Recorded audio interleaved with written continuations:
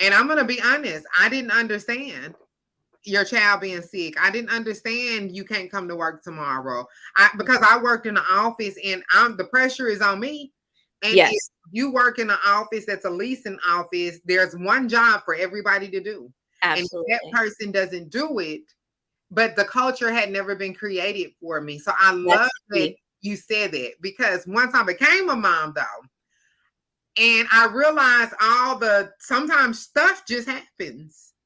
I might have to turn this podcast off right now and run out of here because something is going on at my baby's school. Yeah.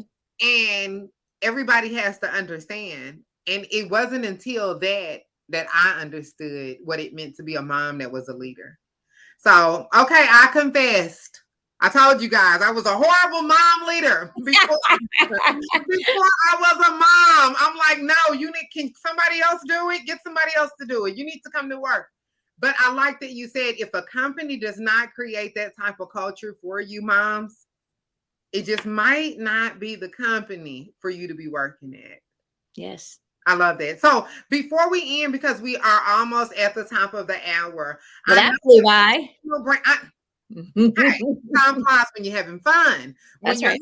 having a good conversation, it does that. I know we talked about personal branding a little bit in TikTok, but let's talk about Stephanie on TikTok, because everybody always tells me, well, did you see her TikTok videos? Did you see? And so I have the pleasure of Oh, going through and stalking your TikTok page.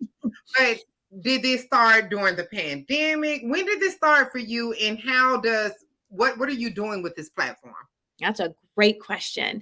I feel like I've tried to do a good job in terms of showing my authenticity, across the board. I feel like I was one of the first pivotal people about 4 to 5 years ago on LinkedIn to start really putting their kids' pictures up and really talking about what it was like to be a mom.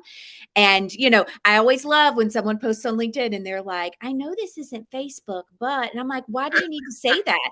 Because it's who you are at the core. It shouldn't be either or, right? It shouldn't be that Ty, working her public speaking business or taking care of her child. It's all lumped into one. So, of course, it's fine to share those types of things on that platform. But I did try to be very intentional with it. But at the end of the day, it's still professional networking.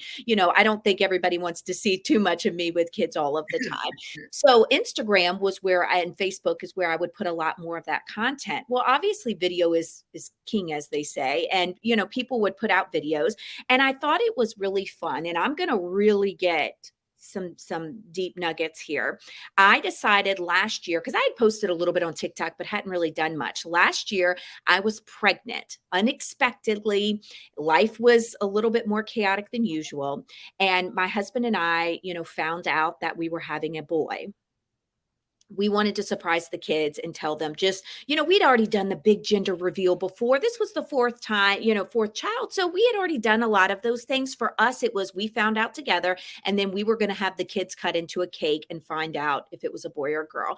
Well, we decided to videotape it for ourselves as like a great memory. My youngest at the time had just gotten up from a nap. So she has on no clothes and just a diaper on.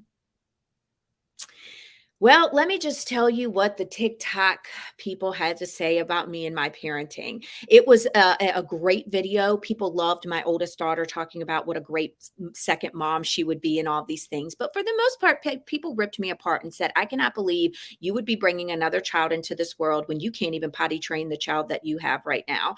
And her hair looks a mess because, again, she had just gotten up from a nap. Me being just very genuine, posted a very genuine, let's just say they questioned everything about me. Here I am, very hormonal and pregnant, and thought to myself, I questioned everything. I had to take a break from TikTok.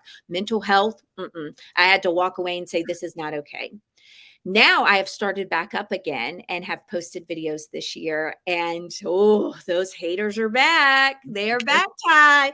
And now I can actually say, that's a direct reflection of those people and how That's they right. treat things. And I like for my TikTok channel to, again, show a different side of me that people don't necessarily see on the other platforms. I want to be fun. Being a parent is hard. I want to show that it's hard, but I also want to show that it is the most unconditional love and the best thing that I've ever done in my entire life. I want to show the tears when I'm traveling, leaving my kids, but also the fun time that we have on the events we do. I mean, I just want to showcase, you could think of it as like a lifestyle, what people get a look into my life, and enjoy it. It's meant to be fun, but also, include some serious things. And I do think it's just another way to showcase a part of me that people may or may not know. Because I've been called unapproachable before, Ty, and I don't like. And I think people just get intimidated. Yeah, the first time I was ever called that, I'm like, oh my gosh, talk to me at conferences. Come up to me. I'm a hugger. I love to be around people. But you know what? Their perception was their reality. And Yeah. so it helped me to think, okay, how else can I be someone, showcase a little bit different side of me that everybody else gets to see in my house every single Mhm. day? You know what? I love it. And I love when your daughter said, we're getting a dog. We're Yeah. having a baby. We're getting a dog. Mom, are you having a baby or are we getting a dog? She was so I love it. And I And we think got the dog too, girl. We got the dog too. We might have been crazy, but it was our chaos. look, I see that you have a Frenchie. Yeah, we have 2 Frenchies. Yes. So one, I think we're haters, you're just gonna hate. Yes. Anytime you put anything out on social media about your kid, it's just naturally that there's going to be some people in there that's going to say some things.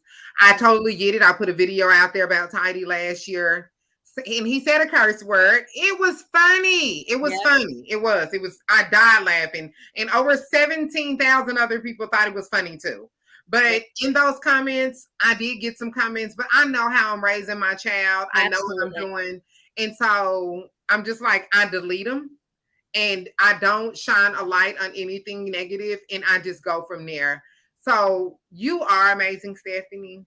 Ditto, my Thank friend. you so much for coming on Talking with Ty today, from sharing everything from your journey of how you started from being a part-time leasing professional to pivoting your career to NAA to Grace Hill and all the amazing things. But really, thank you for being an ally. Of course. Thank you for sponsorship. And thank you for standing in the gap and standing not with just Black women, with all minorities, all people that are different, and all people that need someone like you to be a voice. Tell the people if anybody is looking to book you, if anybody is looking for a speaker, how do they get in touch with you and what does that look like? Great question. Always the easiest way to get in touch with me is my LinkedIn. I'm very active on there. It gives you kind of a brief overview of the top topics that I speak on, and to just, DM me right on there. That is always the easiest. Of course, you can email me as well, but people find that is the most successful way to get in touch with me, and very quickly. And it's my true identity because I verified my government ID on LinkedIn. So it's me. Awesome. Thank you so much, Stephanie. You are my sister for life. I cannot wait to see you in California and just be able to hug on you and love on you even more. And I feel like today I just gained so much more insight from you. And I love hearing the story behind the brand. And I feel more connected to you. And I hope everybody else does too. Thank you. Please send me exactly what colors we're wearing on the next trip, because this was not planned, but I love it. We got the earrings going on, the Yes. bright pink. We are in tune. This is what you call alignment, honey. When you Yes. are in alignment with the people that God preordained and predestined to be in your journey, it just happens like this, and you happen to be one of those people. Stephanie, thank you. Have an amazing day, and I look forward to connecting with you again soon. Thank you so much, Ty. And thanks to everyone for watching. Yes, thank you guys so much. Have a great day.